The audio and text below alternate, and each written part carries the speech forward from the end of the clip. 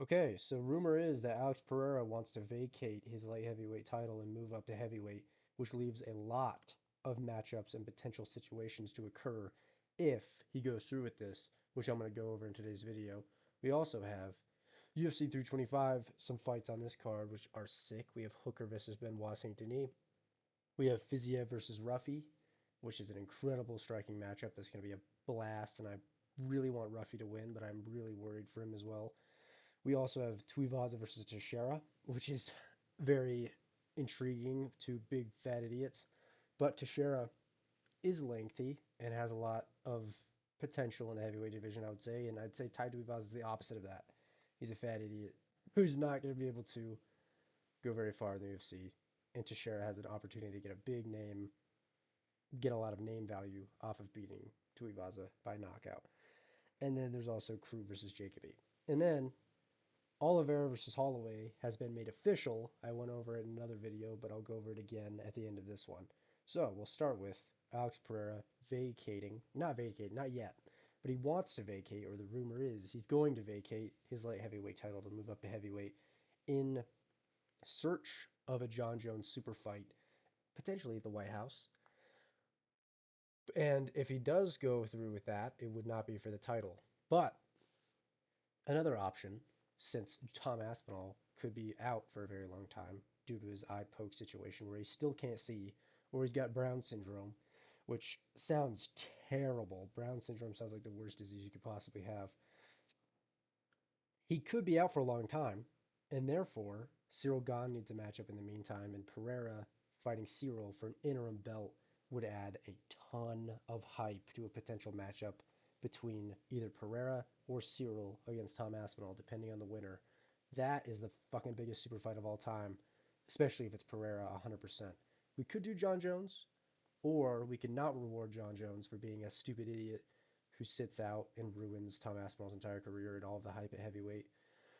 And we could do Pereira versus Cyril Gane for the number one contenders, or for an interim title fight in the meantime. We don't know how long Tom Aspinall is going to be out, but if it's any longer than 5 months, let's do an interim title fight for the White House or before the White House so we can get Pereira versus Aspinall on the White House. That sounds like the best plan of all time, in my opinion. We also have the problem of light heavyweight if Pereira does move up.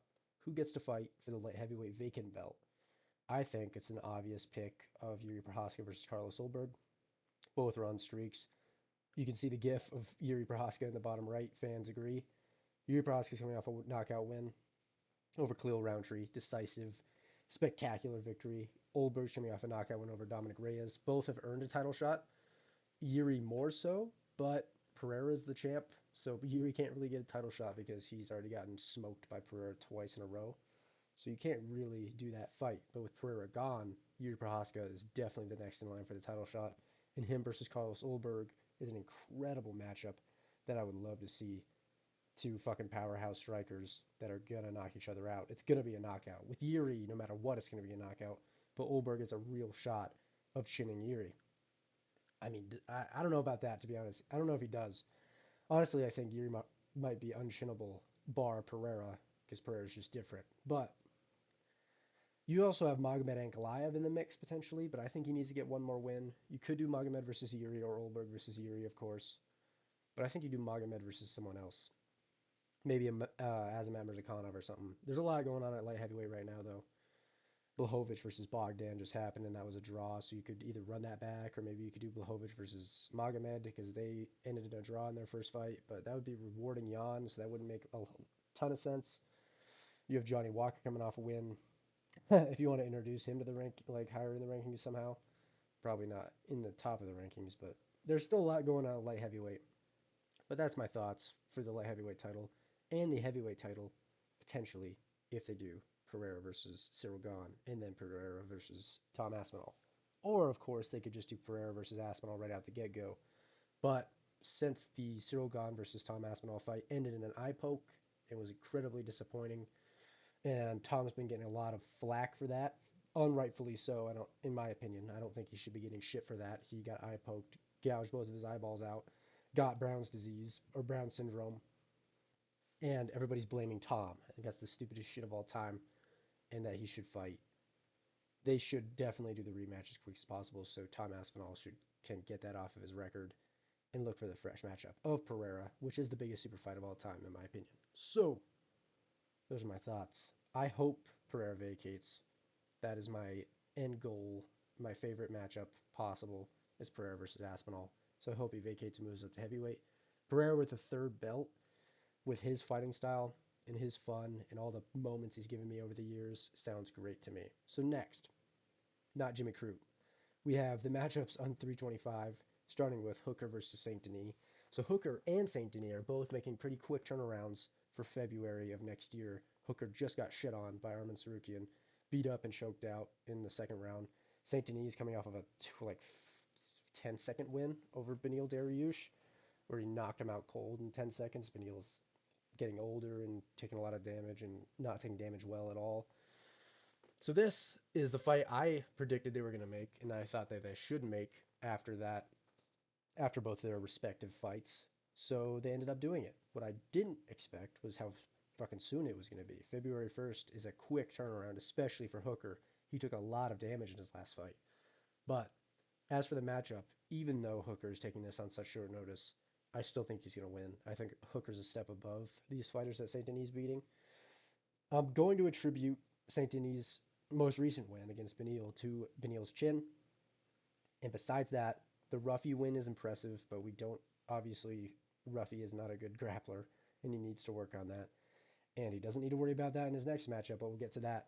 But Saint Denis has proven to be sloppy, and maybe he's improving, but he's proven to be slow, sloppy, terrible all around. But I will say his grappling is pretty good if he gets it going, and Hooker just got dominated in the grappling. So there's a real chance for Saint Denis to win, but I do think Hooker's a step above these guys in the takedown defense and the striking. And it's hard to say that after his performance against Tsarukyan, but I would say Tsarukyan is like 3 or 4 steps higher than Saint Denis everywhere. In dominance, in finishing ability, in everything. Speed, athleticism. I think if Hooker has the guillotine that he had Tsarukyan in, I think he might be able to get it against Saint Denis. So, I'm going to slightly hint towards Hooker at this point, but I could definitely change my mind in the future if Saint Denis. I don't know. If I change my mind about Saint Denis grappling, I guess. Next, we have Fiziev versus Ruffy. 100% striking match. Fiziev's not going for a takedown. Ruffy definitely fucking isn't. This is an amazing fight. I'm very afraid for Ruffy. They introduced Ruffy from Benoit off a loss to Fiziev. Doesn't make any sense at all. They're rewarding Ruffy for fighting and losing to Benoit Saint Denis. That doesn't make any sense. But I'm here for it. Fuck it. Ruffy's super fun, and this matchup is amazing. And they're obviously not rewarding him too much because I think Fiziev is a dangerous fucking matchup for Ruffy. Where if Ruffy doesn't get him out of there, I could definitely see Fiziev winning a decision, pushing a better pace. Maybe not being higher output, but having similar output than Ruffy. And in the striking department, Fiziev's really good on the inside. He's really good with hooks and tight shit, and he's not going to get wheel kicked. He has this matrix movement. It is just a super nice matchup to watch, and I'm predicting that for the future. Not 100% sure. It might be boring. They might just tit for tat the whole time, but I really doubt it. But I really trust Fiziev's chin, so I don't know if Ruffy's going to be able to get him out of there. But 20 or 15 minutes with Ruffy on the feet and Fiziev on the feet is very dangerous. But as for like finishes as of late, I would say Ruffy has the edge. But at the same time, he's finishing nobodies. Like Bobby Green doesn't have a good chin whatsoever. Jamie Malarkey is ass and doesn't have a good chin.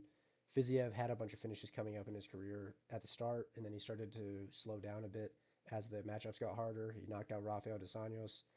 And then he had the Gaethje matchups, which I thought he was going to win, and he definitely didn't. He got outstruck by Gaethje. But he didn't get, like, destroyed. I still think there was an argument in both of those matchups, in both of those fights for Fiziev. Maybe not the second one. Definitely the first one. It's hard to say. I'm going to lean... Oh, it's hard. I'm probably going to lean Ruffy a little bit. I do really like the slickness on the feet of his, and in the striking department, without a worry of the grappling, I think he's going to be way more comfortable and way more lethal on the feet. But I could change my mind. but Fiziev got railed by Gaethje's uppercut. And I know it's a little bit different style-wise of an uppercut that Mauricio Ruffy likes to throw, because Gaethje got him in like a weird clinch position when he threw it, but Ruffy's uppercut is mean, and I just see him maybe clipping Fiziev on the way in. But we'll see. Very fun, amazing matchup. Next, we have Tuivasa versus Teixeira. This is the perfect matchup for Teixeira after coming off a knockout loss to Derek Lewis. It's a way to get a name for himself. It's a way to get Tai Tuivasa out of the UFC. And Tuivasa has like a 5% chance he can knock him out. Maybe a little bit more than that. Maybe like a 15% chance. But the way Tuivasa's been looking as of recently is just awful. I think he's on like a 5-fight losing streak. And if he doesn't shape up, he's going to be out of there very quickly. Teixeira is still a tout prospect. Getting chinned by Derek Lewis in the first round is kind of just something you have to go through as a heavyweight, unless you are like a grappling freak or a top contender like a Pavlovich. Even Volkov got sparked out cold, and Blades. It's kind of just something the contenders have to go through at some point in their career. And I think Waldo Cortez Acosta is going to have to go through that harsh reality in January as well. But Teixeira is tall. He's like 7 feet tall. He has a lot of power. He has finishes. He has a finish in the Contender Series, one finish in the UFC, I believe. And now he's fighting Tuivasa, who's very finishable and fat and slow and bad. And he rocked and dropped Cyril Gane, which makes Cyril Gane terrible. But that's the math doesn't work right there. But it is really funny that that happened. But I'm gonna go with Teixeira, obviously, way taller on similar momentums. Teixeira's way more early in his career. Tuivasa is showing that he doesn't have the mental for this game anymore. I think he's gonna get sparked out cold. Tuivasa could swing like a friggin' idiot and land and knock him out. I mean, Derek Lewis did that exact same thing. But Tuivasa is not Derek Lewis. He doesn't have the knockout record of the UFC, and he's ass. And a lot of the people from his region have started to be ass, like the Tafa brothers. They had the little like streak run, like finish run for a while, but they are mega ass. So I'm gonna go with Teixeira by knockout. Next, I'm not going to spend too much time on this one. Jimmy Crute versus Jacoby. I'm going to go with Jacoby. I really like Jacoby's striking. He is slick on the feet. And he has a weird amount of power. Like, he murdered Vitor. I get them mixed up so bad. It was either Vitor Petrino or I think it was Vitor Petrino. Big, giant, buff Brazilian guy. He fucking flatline KO'd him. So he has a tricky amount of power and technique on the feet. And I just think Crute is so hit or miss. It's insane. And he won't be. He could out-grapple Jacoby to a decision, but I really like the damage of Jacoby in his last couple fights. And I'm going to go with Jacoby to win by knockout. Next, we have Oliveira versus Holloway being made official for UFC 326 for the BMF belt. This is exactly what I wanted. It's one day before my birthday. Or one day after my birthday. That's awesome. Birthday fight night. But this is exactly what I thought was going to happen from right after Oliveira's win over Gamrot.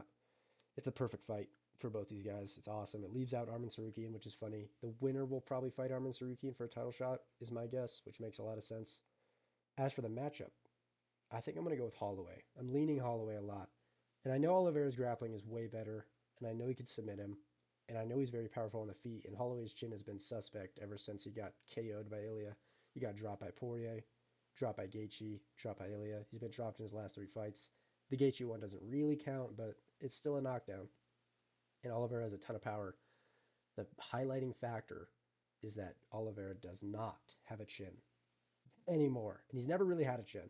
But after Ilya put his lights out, I don't think his chin is going to be able to hold up against a striker like Holloway, who has power at lightweight. Maybe he didn't in the featherweight matchups, or as much, but he still has KOs at featherweight, and all the people he was fighting in his recently in his featherweight career all have insane chins. Like Arnold Allen has a great chin, Brian Ortega has a great chin, Volk obviously has a great chin, and all the other ones that he was fighting. Yeah, Rodriguez has a good chin. They all have good chins. And Holloway was cutting weight down to that point. Moved up to lightweight, knocked out Gaethje, out cold, dead out cold. Almost knocked out Poirier. Oliveira has way worse of a chin than both of those people. Like, way worse. And I think if Holloway finds shots, he's going to be able to put out Oliveira on the feet. If he goes to the grappling, obviously Oliveira has the edge, but I don't think Holloway is going to be completely lost there. So overall, I'm gonna go with Holloway by knockout in like the first or second round. He could get submitted, but if Oliveira's gonna come forward like a freak, I think he's gonna get chinned. And I don't think he can help but kind of come forward like a freak, like he always does, and trade in the pocket, which makes him super fun and has always made him fun and makes him a fan favorite. But I think against Holloway, it's gonna get himself caught. And I think that Gamrot was literally the cookie cutter comeback fight for Oliveira. I didn't want to use alliteration so bad there. But it was literally the perfect comeback fight for Oliveira. He had to come back against a pure grappler that cannot damage you whatsoever at all, and he's going to just try to snuff you in the grappling, and Oliveira is a D1 grappler. It was the perfect matchup for him. Gamrot's not sparking you out cold. Holloway can at lightweight. So I'm going to go with him. I don't trust Oliveira's chin against these power punchers. And Holloway isn't really, but he throws so much. And I trust Oliveira's chin, like, I don't trust it at all, even against Oliveira's, like, output striking that he likes to go for. So, yeah, those are my thoughts about these matchups and for Pereira's position. And I will see you soon.